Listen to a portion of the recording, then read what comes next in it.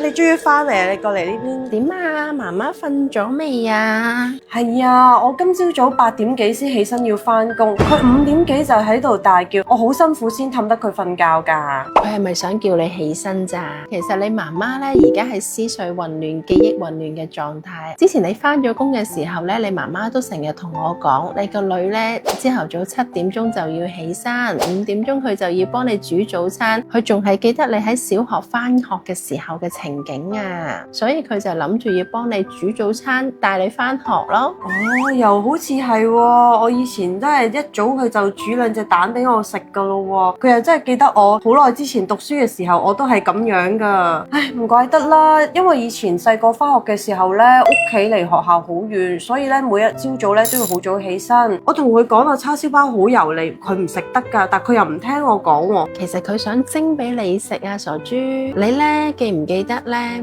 佢成日都話你小學嘅時候，每一朝早都要1個叉燒包、1支牛奶，食極都唔厭喎。啊，又好似係，都係怪我唔好啦。當我忙完呢個 project 之後咧，我真係要抽多啲時間陪阿媽。係啊，有時候老人家思緒混亂，其實佢係好掛住你啫。